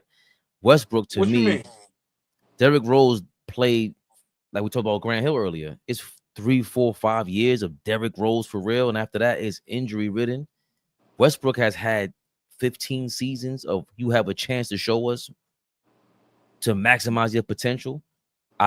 We never really seen it honed in. He always, to me, kind of flamed out in the playoffs. You've seen it this year in the playoffs. Like that's normal for him to me. But Tony Parker and Chauncey Billups got to a point where it was like Tony Parker was flat out dominant at some point in his career. That he was leading the league in points in the paint. Yeah, for half a season, something like that. Chauncey Billups, he honed in like, yo, bro, look at the way Melo talks about Chauncey Billups. This is after they traded for, him for AI. And it's like, oh, bro, we're gonna mark off this in the game. Just a professional. You could tell that they were able to maximize their potential. And I don't think Chris Paul maximized his potential. I think that's where he loses points at. But I don't know if I would rank Chauncey Billups or Tony Parker above him as a point guard. Like this guy's been to 3 or 4 teams and they elevated their play, their style of play, everything. Just the IQ is obvious. And I like my players sneaky as hell. You want to win. You want this guy to be I'm gonna do whatever it takes. I just don't think he took whatever it took on a basketball court. A lot of mid-range shots he could have taken. It could have been a little more aggressive. A lot like Stockton, like y'all was saying. If Stockton's a little more aggressive, he got a different career, man. But Chauncey and Tony Parker, those are big names, AllBall. Listen, we can laugh at this next name, but we gotta blame Kendrick Perkins. Guys like BJ Armstrong. I mean, we can laugh, but at the same time, we have to be careful with this conversation because Kendrick Perkins is bringing up accolades. I'm sorry. Y'all can laugh all y'all want. Listen, BJ, baby. Hold on, shout out to B. He's running the Shout out to Sacramento Kings, BJ. if I'm not mistaken. Yeah, he's running the Sacramento Kings now, right? He was an agent, and now I think he's GM. Nice. I think he's GM. Well, he's up there. He's doing something with them. President of basketball operations, something. But Y'all look it up. Oh yeah, but I Fix that honestly, shit show. yeah, but that, you know, in all seriousness though, Chris Paul, he has to be in the conversation. It's nowhere where he's not in that conversation of one of the greatest point guards to ever play the basketball game. You know, now how the game is being played, it's very rare to see a point guard actually play that position. So to me, that's where it gets a little dicey. But Kendrick Perkins, come on, bro, you played the game, and you know you've been watching that young man play forever, from New Orleans to all the way up to now, and he's been nothing but great. And I think the dislike and the disdain for him is going to hurt his career as far as when guys talk about him when it's all said and done when it comes to these type of conversations. But it's wrong. He's definitely one of the best to ever do it when it comes to that position. Where does Kendrick Perkins have his man, Rajon Rondo, on an all-time list? Right? And that's a rivalry. That, if you want to talk about rivalry, that's a real rivalry, him and Chris Paul. And Rondo ain't no slouch. We're not talking about Rondo. Rondo's a multiple-time All-Star. Rondo is a champion of two-time champion. Go find me another nigga that's won championships with two rivalry teams, the Lakers and the Celtics. Go find me another nigga that did that, right? Like Rondo may have something to say about that. That's all I'm saying. I like this question. Would you rather have a Chris Paul career or a Derek Fisher career? Big shout out to Unique. That's a good question. It's a great question. I'd rather get snuffed by Rajon Rondo on the court than Matt Barnes off the court. I'm sorry, that was. I would rather get snuffed by Rondo than get snuffed by Matt. Nah. Cause you know why? Why? See, here's the thing. You snuffed me and I still got your bitch. You snuffed me and I still got your bitch. So what? I took one and I'm still taking pictures. I'm coaching your sons. Come here. Now I'm coaching your sons. I won. I had to take a snuff. Somebody had to snuff me for that. I'm cool. I won. I'm good, baby. Big shout out to Derek Fisher, 5-time champion. 5 rings. I'm good. Hold on, maybe 6. Nah. Yo, I'm gonna be real. It's too many risk your life situations going on in the world today. For some reason, that shit popped up on my algorithm of Derek Fisher and they white, and I'm just like, yo, bro, Fabian, get us in order, Fabian. We were talking about point guards. Speaking of point guards, I think the greatest of all time, the GOAT still. Don't care what y'all talking about. Magic Johnson. He's commenting on Luka Doncic's health. Yo, Magic has the worst Twitter words ever. I love how Luka's showing his Laker teammates how serious he is about winning a championship in Los Angeles by transforming his body.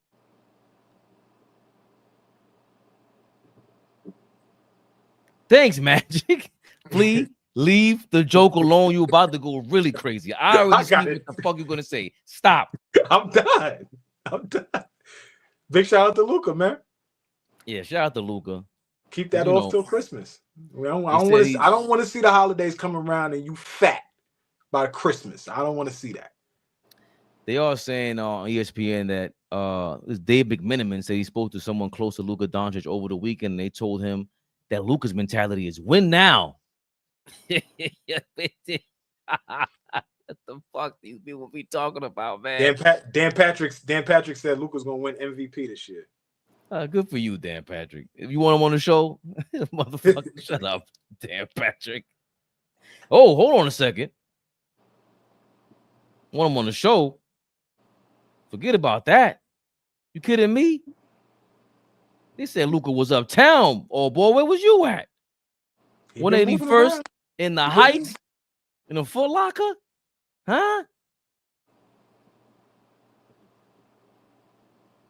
Luka el Don sin chichos. Yeah. Can he come to the block party next weekend, OG?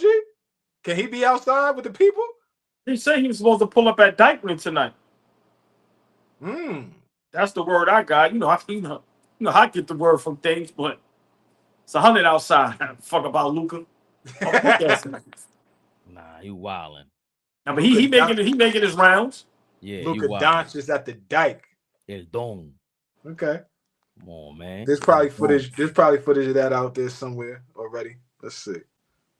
Oh, him at Dykeman? There's probably some footage out there. No, they say he's supposed to go. I don't know if he got up there yet. Still, Dykeman, that should be up there late. So, we'll know about later on tonight or tomorrow. Yeah, well, they say Luka Doncic is serious and he's in win now mode. And JJ Redick, he's saying, hey, he's an update on Bronny. The biggest thing for Bronny is that he has to be in elite shape. And if he does that, I think he's got a chance to be a really fantastic player in the NBA. What are you talking about? Yo, Flea, he compared him to Davion Mitchell in the draft, bro. And now he says if he goes into, quote, elite shape. Luka is at Dykeman, y'all. Oh, it's official? Yeah, he pulled up. Told you. Nice. Dong. And Cha-Ching pissing me off because he's dressed up like a... Never mind. Cha-Ching is dressed up like Hulk Hogan, y'all. So... Listen, man, a lot of controversy between the Hulkster.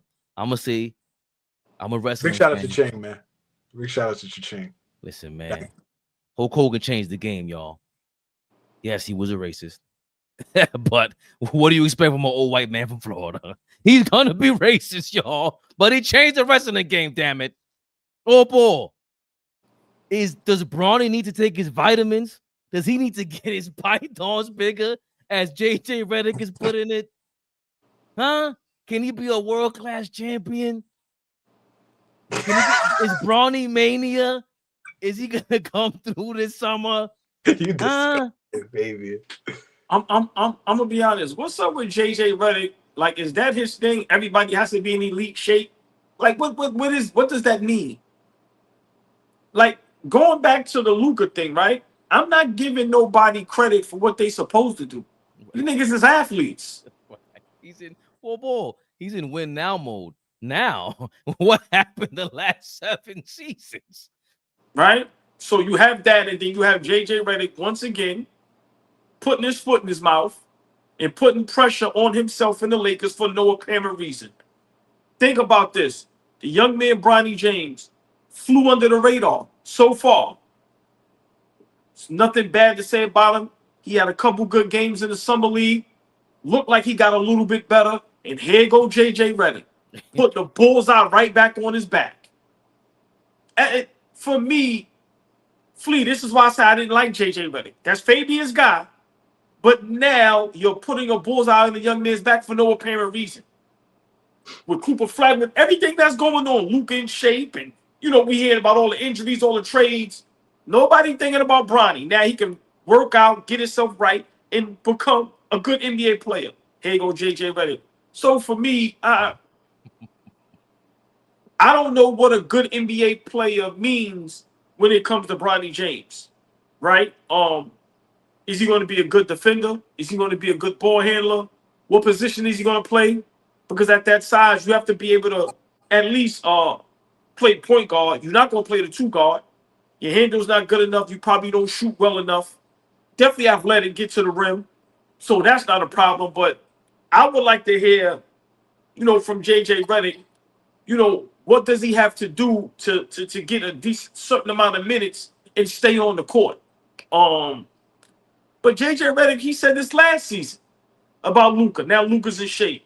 Now you said about Bronny. Bronny James looks like he's in tip-top shape. He's in his early 20s. What? Listen, man, I'm not a fan of JJ Redick. Once again, he gets on my nerves.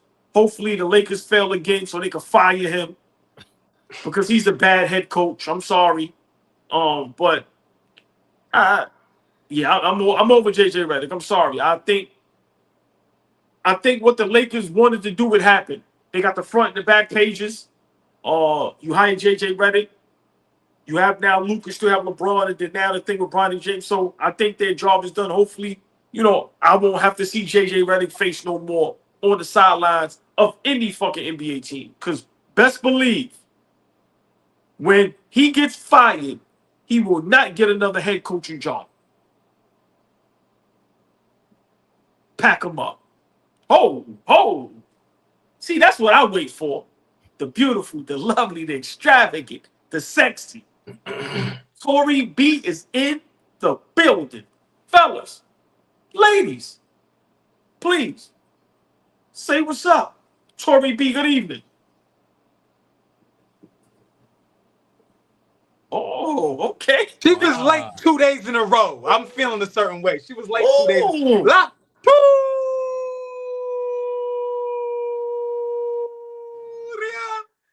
You was late, baby. Well, we happy to see you always. You know we love you, girl. Jesus. I had to get a little suspense. Man. You see the niggas is acting crazy. I had to give it a little. You be cool, Fabian. Be cool. Yeah, but what Hulk Hogan says is you get.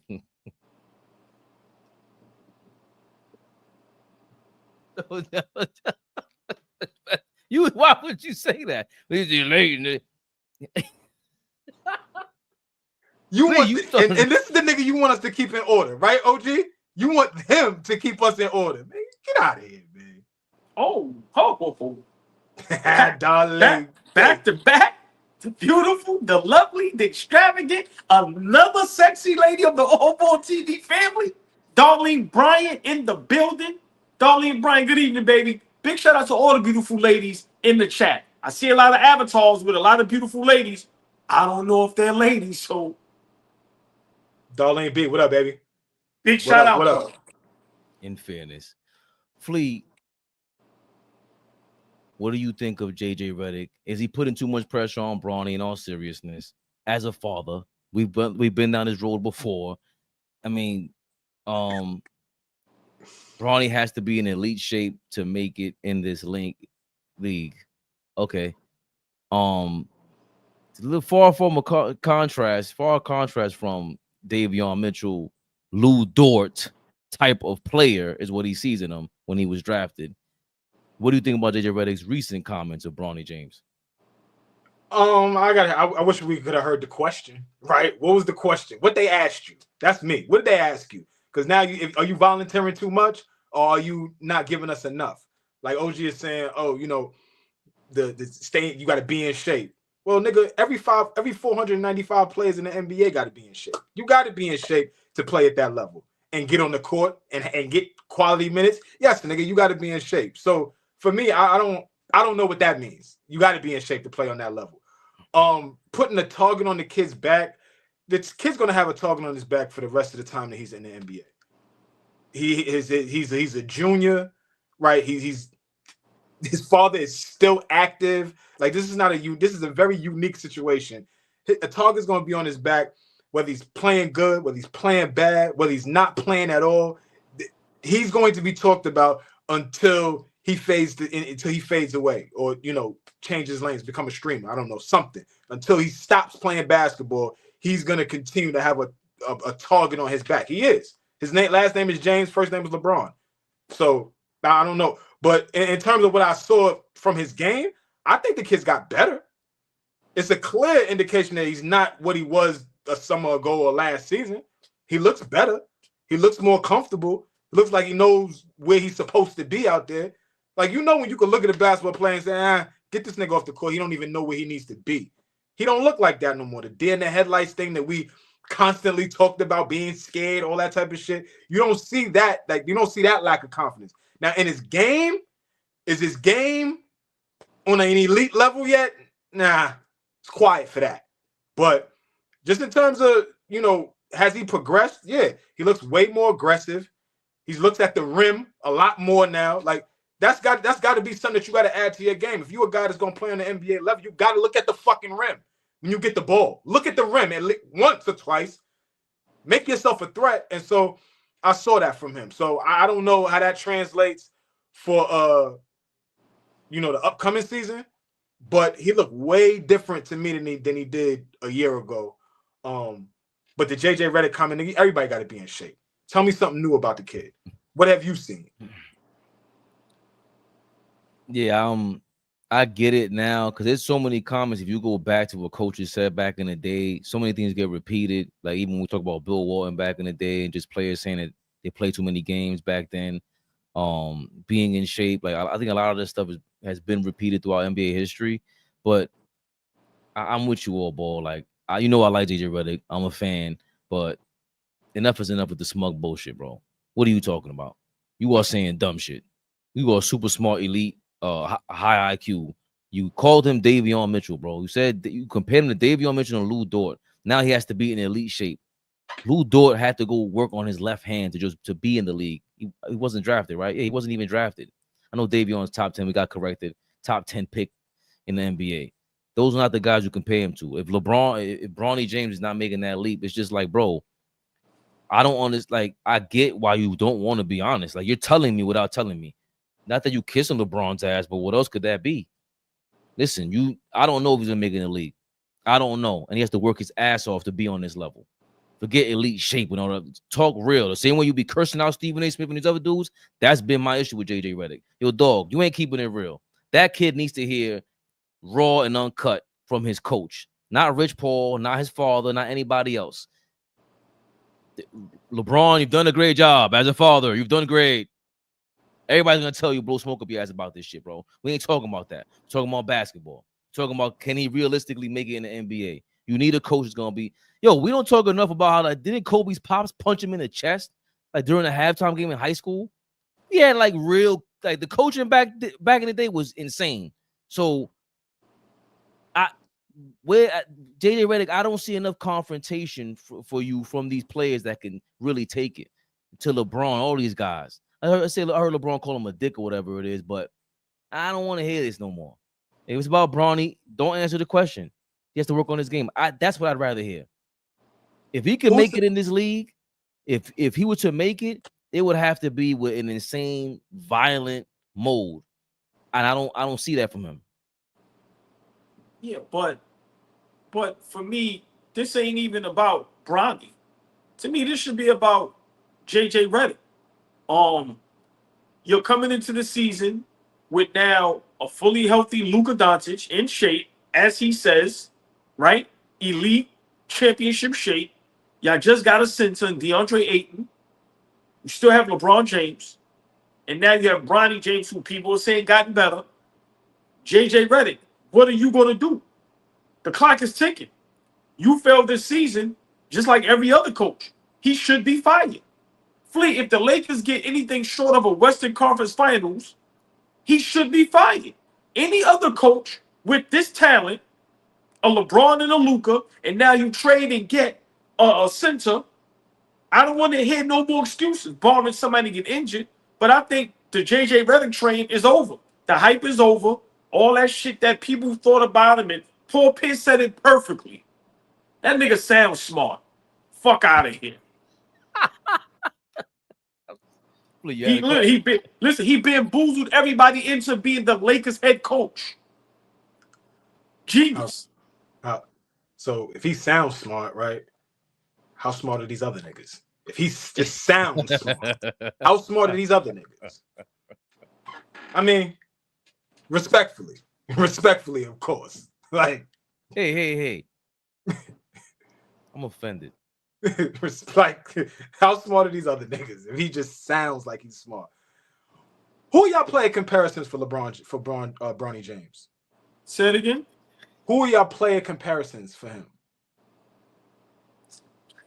I'm asking a question. We do this for anybody else. I'm asking y'all, who are y'all playing comparisons? Who is his ceiling? Like, who do y'all think he at his best? Who could he be? And at his worst, what is his floor? At his worst, who is he? You're gonna have to give me a couple minutes. I would like to know what you think. Who are your player comparisons for Bronny James? Yo, man, relax, man. Like, yo, first of all, Why can't I ask that question? I don't understand why that's a bad question. I didn't say it was. You got me so befuddled that I'm trying to come up with a player like, damn, I've never seen this before in my life. Who can I never compare seen this before in your life? Who can I compare this to? I don't know. So, all right. That's a pro. That nigga was a pro for a lot of years. That nigga was a pro. But see, Fitz, hold your man DA down. Yeah, no. Listen, now, easy with Daryl, y'all. No. But hold on. But in all seriousness, see what I don't like when people do that and make a joke. Them guys that we laugh at in high school and college was legendary. See, that's the only thing with me that knocks me about Bronny James. You always said that. Yeah. Right. Flea, I've been consistent. You always said right. That. That's And you know who made a great point? I know we don't never want to hear what Jeff Teague says, right? But Flea, he made one great point before when the young lady Aja Wilson was talking about she had beat a basketball player, man, whatever. And he broke it down. He said, yo, a lot of these players that y'all get flack to in high school, niggas was averaging 40. In college, niggas was crazy. Like Pat Beverly, do y'all see Pat Beverly's highlights in high school? Dog work. Like, right. So we can laugh at it, Darryl Armstrong, all we want. But if you look at what these guys did prior to the NBA, like even getting there. So for me, I think Bronny, Fleet, all jokes aside, is in a very difficult spot. Because to me, and I've been saying this for years, I don't know if he's an actual NBA basketball player, bro. He's really going to have to work very hard and prove it. Like I said, he doesn't handle the ball well. He doesn't shoot the ball well. He's not a great free throw shooter. I don't know if he's a great defender yet. So for me, being that size, 6'2", they're going to try to bump him to 6'3". All right, cool. But for me, you not being great in high school, and then we know what happened with, the situation where he lost his life. God willing, he's okay. But in college, he averaged 4 points. So it's hard for you to be like, okay, his ceiling may be this. Because if we name a player, that player probably was crazy in high school and probably had a legit college career. So it's difficult for him, bro. It's difficult to rate this young man because for me, I've been saying this. In high school, he didn't average 20. Athletic, good young player, but he didn't dominate in high school. He didn't dominate in college. So that's tough for me, Flea. I'm sorry. I can't even answer that. And I ain't, you know me, it's nothing for me to troll and just throw dirt on him, but that's my honest opinion. I can't rate him, bro. I really can't. And I'm tired of saying he don't, but I'm tired of the same arguments. I can say that all day. Oh, he this, he that, he don't. No. Honestly, we gonna have to see. It's gonna be rough though. It's gonna be rough. I like what he's saying, Flea, because when I seen Josh Hart on the Lakers, I was like, he's talented. I just can't. I don't know what he can do. And then when I backtrack and see he was Big East Player of the Year, then when you said the other day, what was it? No, go. I had a point about what y'all saying. Go. I'm listening. Like made the point the other day, Draymond was like a big, the defensive player of whatever in his conference, and a lot of these guys he was the conference player of the year. But that would mean I would think he's an offensive player in college, right? But Patrick Beverly scoring that much in high school is like all of a sudden this knack to lock in and master something at that level and that age. Somehow you translated that to the league and you said, all right, I'm not going to be that kind of guy in the NBA. How can I translate that locked in mentality to something else to make me stay here? And it's like, you got to go be a 3-point. You got to do something to lock in on. And we haven't seen that yet. That's my thing with Bronny James. It's like, I don't really know. He just looks like a raw, talented, athletic kid, but not wowing us on an NBA level athlete. That's, I don't see that. And I think that's fair. Like, because I look around at the league and there's tons of guys. And I think that's a fair point about guys were supernovas in high school and college. Like, if you go back and look at Josh Hart as the best player on Villanova's team, you will be like, okay, Josh Hart is going to translate his scoring ability in college to the pros. And that would never happen. He just couldn't score it the way you need to score it on the NBA level to be a 25-a-night guy. Josh Hart will never, we know that. Josh Hart will never be that. But that's 6 years later after him being drafted. What I'm saying is that regardless if he had a astronomical career in high school and college, he's on the same level as a lot of other guys are right now. So fuck what happened before then. What can you do right now on this level that is comparable to other guys that are like you? Like for me, first guy that comes to mind, right? And y'all, a guy like Colin Sexton. Why is Colin Sexton so much better than Bronny James right now? Why? Well, if you ask me, just brief, he's a bigger guard. He has a better hand. How much bigger? Colin Sexton ain't 6'5". Okay, but what is he? 6'3", 6'4"? Maybe. Right. And Bronny might be 6'1". So those pulls 2-3 inches means a lot. But Flea, okay. But he can actually run an offense, and he has a actual hand. I'm just put it like this: if Bronny James can maybe Jose Alvarado, you could be a pest on defense. Why is Jose Alvarado better than Bron James? Like, why do we accept? Hold on. Why do we accept who he is in the NBA, but we couldn't accept whoever Bronny James Jr. is going to become? So, all right. So, just real quick, Fleet. Jose Alvarado wasn't some nice nigga at Georgia Tech, and I don't give a fuck what nobody tell you. He wasn't nice at Christ the King in Queens. He was good. Fleet. He knocks down open shots. He can shoot the three, and he's a pest on defense. I'm just like I said, I'm not advocating for none of these guys. I'm just saying when you ask me, they do something on the court that's good. Besides Bronny being athletic, what else does he do good? But I will say that Jose Alvarado is a great comparison because he's a fringe NBA player. He does not shoot that well. He's doing these little gimmicky plays and like he's not a great defender. So I understand what you're saying with that, Flea, but there was no hype to Jose Alvarado from Christ the King. But that's not the point. It's because of his name, Fabian. Right. You know, if his name is Colin Adams, that nigga, we don't talk about LeBron James' son. Correct. But if it's not his son, we don't talk about him, bro. Right, but now we're going back to the same argument of this is what you signed up for. Your father knew what he was doing. JJ Redick knows what they're doing. That's they know what they're doing. But because there's hype, that means he has to amount to a certain level of play. Mm-hmm. We are actually grading him right now. OG hit this right on the head. Jose Alvarado. Let's stay right there. Forget what he did prior to becoming in the NBA. They both on the same level right now. Why could Bronny James not aspire to do what Jose Alvarado is doing right now? And we accept that and that be okay. He should be. Like, so why? How far is he off is what I'm saying. What the fuck? Jose Alvarado ain't no gangbuster. He could get bounced around. But Flea, that's what I'm saying. You're putting him in a proper perspective, in a proper box. This guy compared him to Lou Dort and Davion Mitchell. That's not Jose Alvarado. That's JJ Redick's fault, LeBron's fault, the Lakers' fault. They did that. I didn't put him in any box. But my point is, forget where they put him. It's us three talking right now. So that's why, if I wanted to know what JJ Redick thought about Bronny James, I would go DM him right now because we have the ability to do that. I don't give a fuck about what I'm asking y'all. If he's on this level now, he's made it here, regardless of how he got here. He made it here. We've had a small sample size of what we see from him.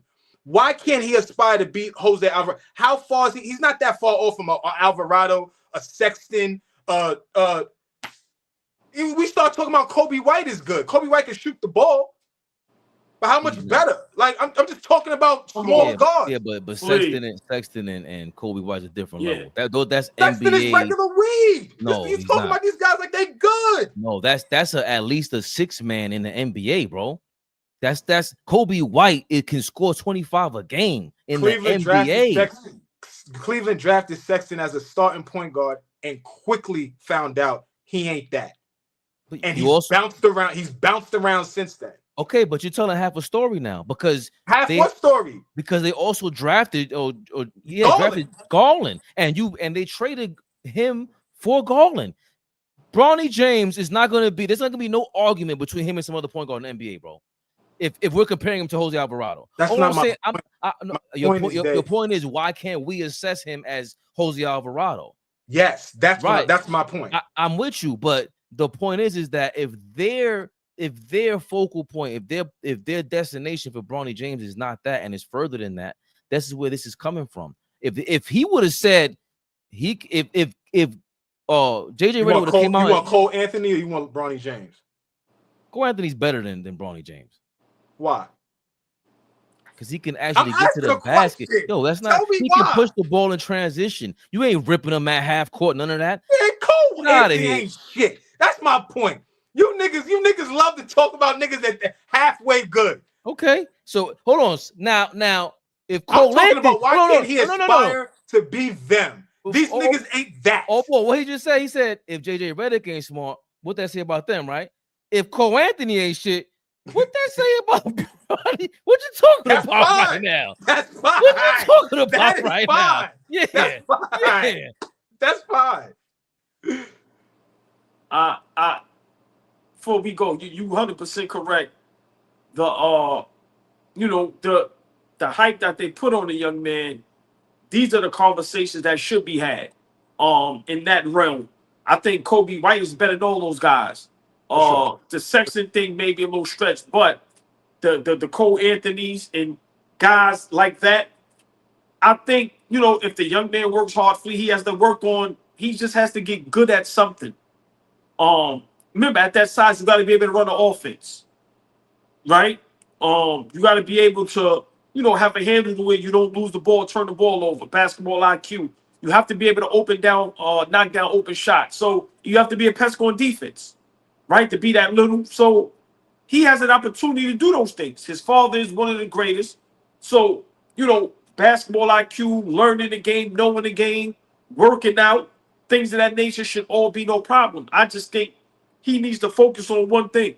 I don't think he needs to try to be, which he did say, the next LeBron. Maybe focus on being a great defender or a great knockdown shooter or a great guy that can slash and get to the basket. I think he needs to focus on one thing and maybe everything else will fall in place. But you're 100% correct.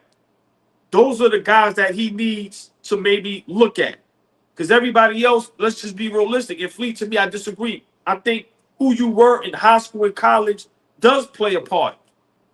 The reason why the young man gets a lot of flack, because remember, Fleet, this is my argument forever. If you take the name away and you just put, how they put they put a blank picture and you just put their numbers in high school, their numbers in college, he wouldn't be drafted.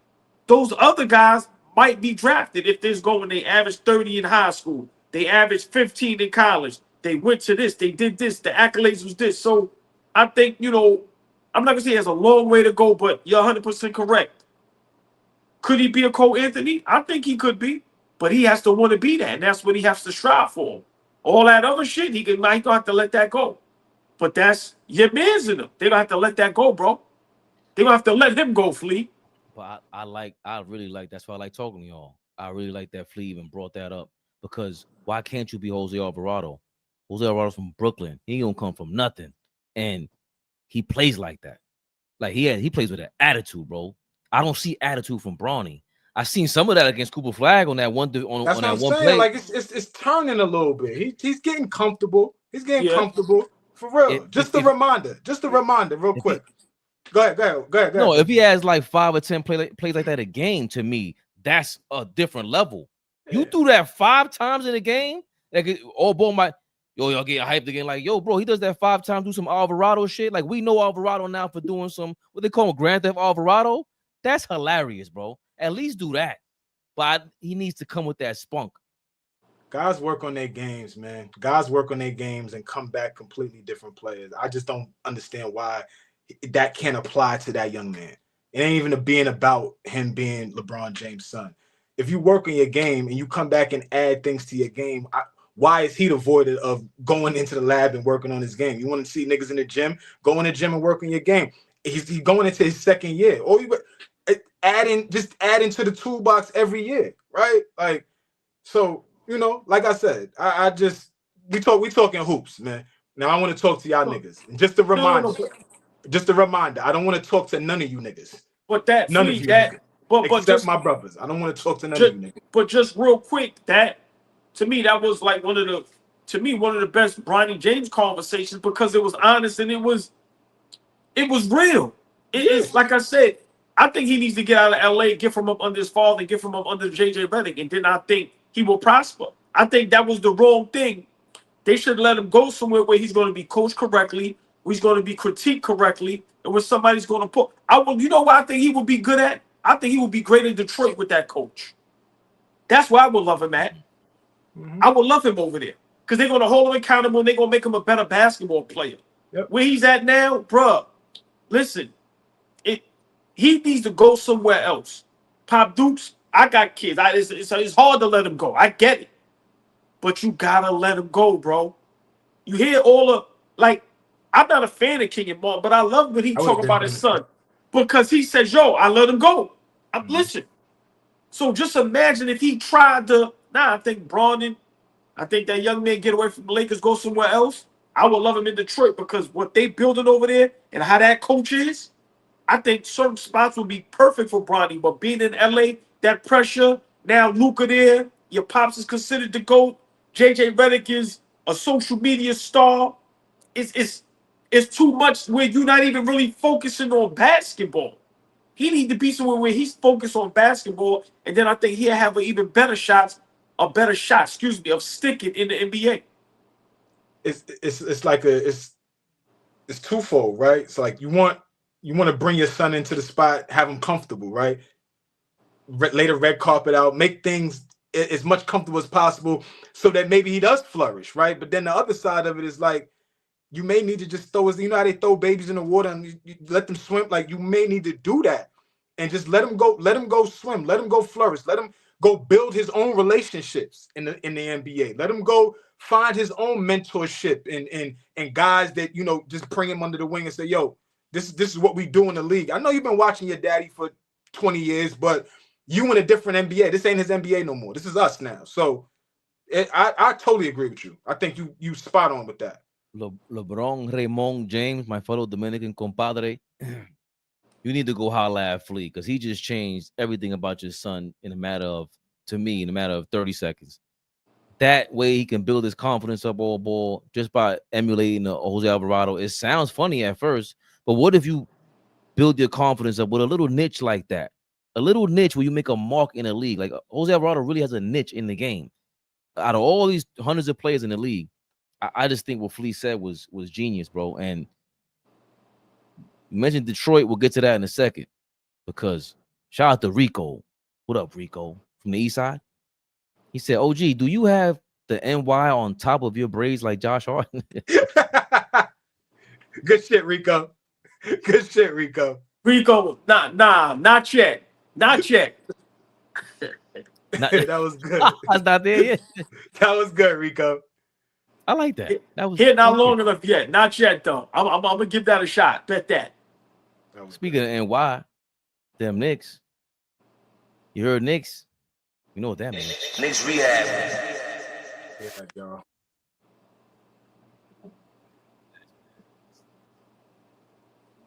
And I will ask you, Flea. Glad you went mute when you tried to bully me. But go ahead.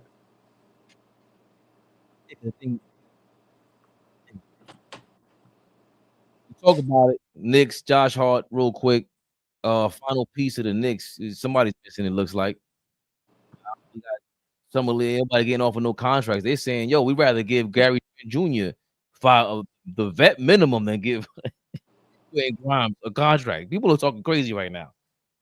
But sometimes it's coming to an end soon in about a month. The Knicks final piece, Flea. You put it out there in the ether. Let me know who you think about anybody in particular. I don't know, man. I know we need to. I know that spot needs to go to somebody that's not just gonna sit down. Like we need to be able to go to him at some point during the season, right? I don't want a PJ Tucker type guy to fill that spot. Give me a guy that may be a veteran guy, but could still get out there on the basketball court and help us. Every guy on this team, we want to be a championship team. Everybody on that team needs to be able to contribute. That's what's going to make us a real championship team. When you look down the line and you look at everybody, everybody's going to be able to be a capable contributor. I don't want no liabilities. I don't want no just locker room niggas just wearing a uniform and looking fly and blue and orange. I don't want that this year. I want to be able to go to our bench and be able to say, yo, I need you for 5 to 10 minutes. Shit is fucked up right now. I need you to go in there, and we need to be able to go to our bench. And whoever that is, the last guy, got to be that type of guy. I know Brogdon is still out there. I know that's not a high name anymore. But again, high IQ guys. If we're going to go get a vet, we need high IQ guys. We need guys that's going to come in, know how to play basketball, you know, have somewhat of a winning culture. I'm weary on just going and getting guys that's come from losing and don't really give a fuck about what it is to take the win. You know, I'm surprised that Jordan Clarkson coming over here. I'm surprised, but I'm happy at the same time. So I don't know who the guy is. I threw the question out there because I just wanted to see what y'all thought. I don't know who the guy is, but it can't be somebody that's just gonna take up space or we waive him, you know, by December. Like, no, it needs to be a guy that injuries happen. We've been watching it for the last several years. We've been ducking it. We was the most healthy team last year. Go figure. So who knows what happens next year? Whoever that is, he needs to be able to play. What you thinking, AllBall? I like Gary Trent Jr. He's a bucket. So I always advocated for Brogdon 2 years ago. He's a big guard. He can guard 1 through 3. So to me, I think that's a great pickup. If we can get Brogdon, like I said, I think we need more ball handlers. Flea is correct. 1 through 10 nowadays, everybody has to, you know, play their part. But we need more ball handlers. So whoever it is, guys like Gary Trent Jr., Brogdon, they can actually handle the ball. To me, we need that more than anything. So those two, for me, would be the top. I would rather go with Brogdon, though, because he's just the bigger guard. Like I said, if you get guys that can guard 1 through 3, where sometimes he can be on the court, there's no mismatches. I love that, too. So for me, Brogdon or Gary Trent Jr. Let's not forget Gary Trent Jr. is a bucket. So I think either one of those guys, listen, can definitely help us. But I agree with Flea. 1 through 10, everybody has to be able to play. I was surprised, y'all. I don't know how to pull that up, Flea.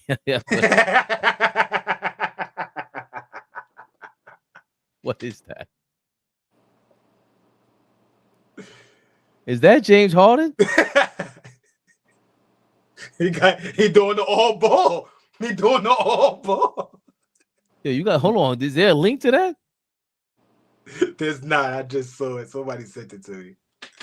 I wanted the people to see it. I got it. I guess in the chat. Nigga got the butt naked. I think I'm gonna surprise y'all, especially AllBall. At this point, I don't see what's wrong with going after Russell Westbrook. Like, he got experience. You're going after Gary Trent. We don't have enough attitude on this team. I want somebody with an attitude, man. Like Josh Hart. Go fight Josh Hart. Like, you could tell him, like, oh, bro, when you bring the ball up, do this. You basically me. Just, you know, you ain't got my talent, but you know, like, we had PJ Tucker last year, bro. What? PJ Tucker's 100 years old. That was crazy. When did he play? And we need guards on this team with Mike Brown. We're gonna need guys that can handle the rock if we're gonna play at this speed. And Russell Westbrook can play still at a good speed. I never thought I'd say that, but I don't need him to play 30 minutes a game. But he's proven throughout his career that he has these magical runs out of nowhere, and he's meaningful. Yeah, he blew the end of a game, whatever it was against with the Nuggets against the OKC Thunder, the champions. I don't want him in there in crunch time. Mike Brown has to control that. We think we would love to see Jalen Brunson to handle the ball at the end of a game, but that's the guy that comes to Michael Brogdon. I like his skill set, but I don't know what to think of him personality. When is he the last time he elevated a team? The Trailblazers are gonna be the same hounds with or without him. What Boston got rid of him? Like, when has he made this impact? Russell Westbrook, say what you want, he impacts teams. With that, he's a supernova athlete, and I have all my criticisms of Russell Westbrook. Do not get me wrong, but that's the guy to me. If you're gonna make a vet minimum smash, Go get Russell Westbrook, man. Fuck it. Like, enough is enough. We would trade him at the end of the year too, or midway through the season. If you, I don't even know how that salary cap shit works, but we're gonna go after somebody. Yo, let's go after somebody, a locker room presence who's been around the league, who can challenge the coach, challenge everybody in that organization. Like, bro, I've been around the greatest. I've been around Joker, KD. I've been around Harden. Been around everybody. I know what it takes to go win. Brunson, this is what you need to do next. This is what they did, and I don't know if we have enough for those guys. Challenge Cat. I think Westbrook is a guy who's gets spicy like that. I might want to see him in that orange and blue, man. I'm cool. Ball suckers. I'm cool. Are we live? Big That's what you do. Never the biggest, yo.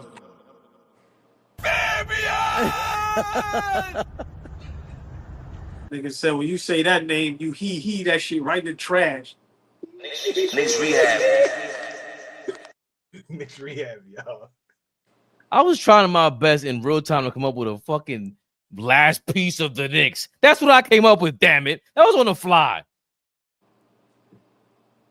Going on over to Cowtown like you are.